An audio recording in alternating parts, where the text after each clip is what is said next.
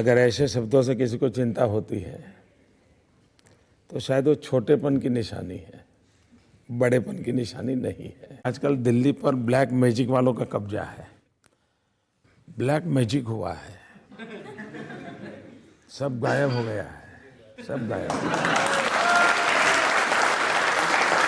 जिन्होंने नौजवानों के रोजगार गायब कर दिए, जिन्होंने देश का कोयला गायब कर दिया, जिन्होंने बिजली गायब कर दी, तिजोरी गायब कर दी, तो ये ब्लैक मैजिक से ज़्यादा अच्छा है ये जादूगरी। इस देश के 125 करोड़ देशवासी देशभक्त हैं। किसी की देशभक्ति से किसी से नीचे नहीं होती, किसी से ऊपर नहीं होती, और इसलिए न मैं किसी की देशभक्ति पर शक करता हूं और न ही मैं कोई महान देशभक्त होने का दावा करता हूं।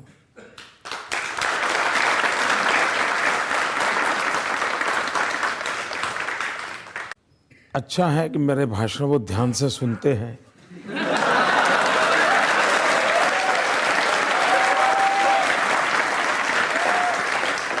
और उन्हें ये मालूम है कि अगर 125 करोड़ चौकीदार होंगे तो कहीं न कहीं अपने काम चल जाएगा। एक चौकीदार होगा तो बड़ा मुश्किल हो जाएगा, तो ये उनको मालूम है। और मुझे चिंता ये है कि जब 125 करोड़ चौकीदार होंगे तो जिन पर आदर्श घोटाले का आरोप है, करगिल की विधवाओं के मकान जिन्होंने ले लिए, क्या वे भी चौकीदार होंगे क्या? जिन पर आरोप है राजस्थान और हरियाणा के किसानों की जमीन हड़प ली, क्या वो भी ये 125 करोड़ में चौकीदार होंगे क्या? अगर ये है तो फिर तो लगता ऐसा है कि वो दूध की रखवाली बिल्ली को दे देंगे। रियलिटी तो है, हर हाथ लूट, हर होठ झूठ।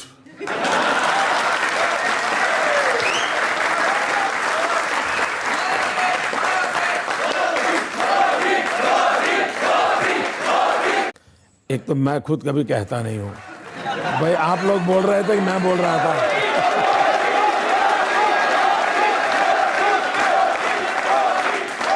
आपको किसी ने सिखाया है? आपको किसी ने बताया है? आप अपनी मर्जी से बोल रहे हो? आपको लगता है देश अपनी मर्जी से बोल रहा है? तो इसमें न मेरी सुनिए, न नीतीश कुमार की सुनिए, जनता की सुन लीजिए।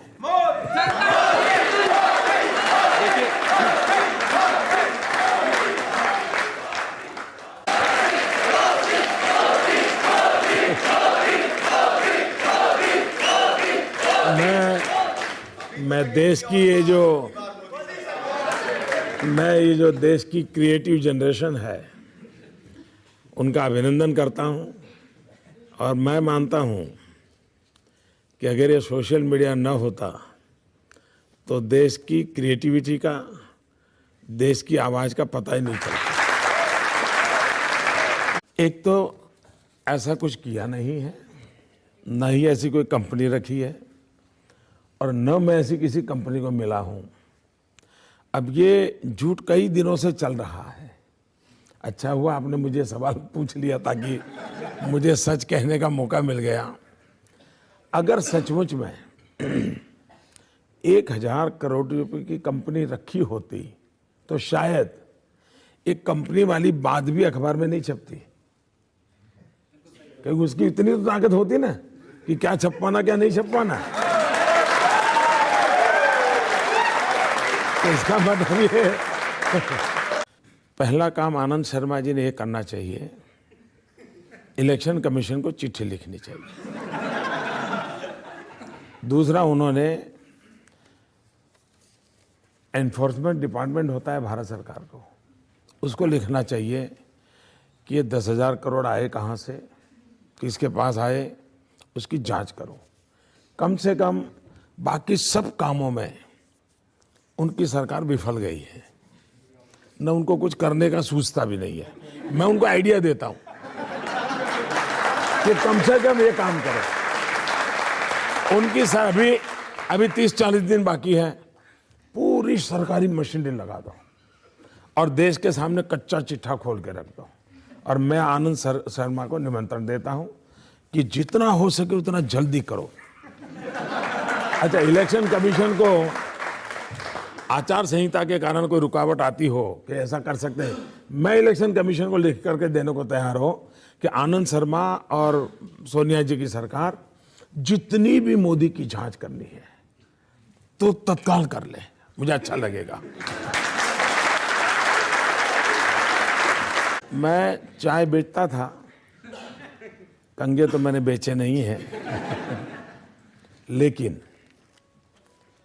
मैं ये कर सकता हूं, ये इन तक पहुंच गया, ये तो मेरी सफलता है। ये मेरी सफलता है। 2002 में भी जब गुजरात का चुनाव था, कांग्रेस के मित्र यही कह रहे थे।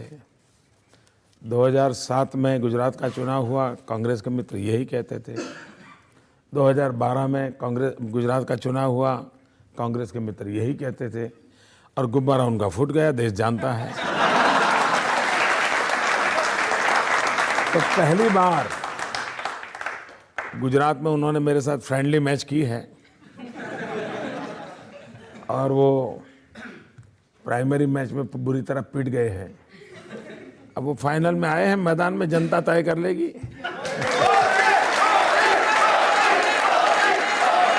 इक्कीसवीं सदी का ये पहला दशक, इतनी अच्छी अपॉर्चुनिटी थी देश को। अटल बिहारी वाजपेयी जी ने जहां छोड़ा था, पूरे विश्व को लगने लगा था कि अब हिंदुस्तान टेक ऑफ करेगा, देश आगे बढ़ेगा।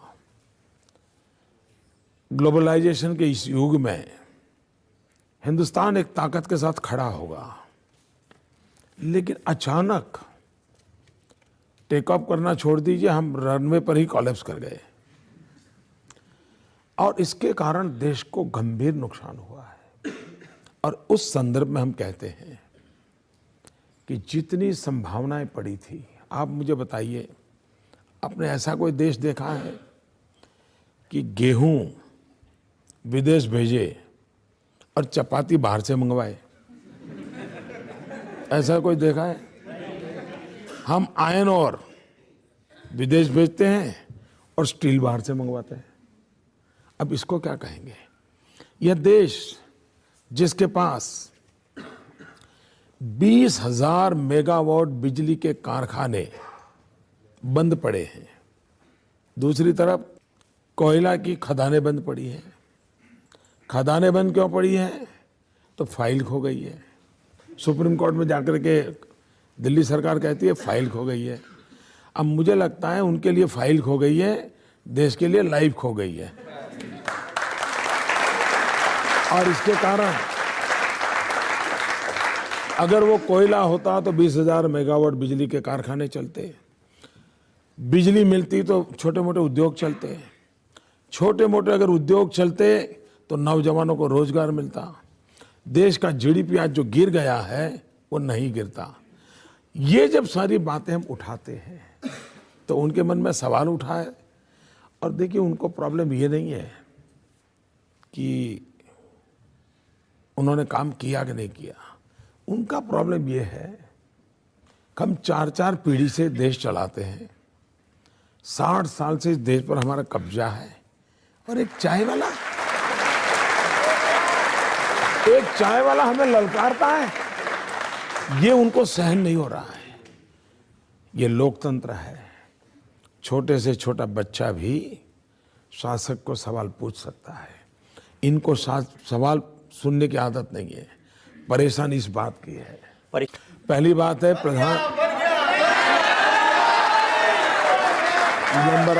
नंबर 1 मेरी जिंदगी का उसूल है, और मैं आज आपकी अदालत के माध्यम से उस बात को जरूर कहना चाहूँगा।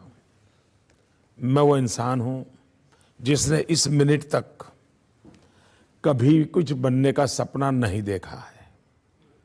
और मैं भी नौजवानों को कहता हूं, कभी भी बनने के सपने मत देखो।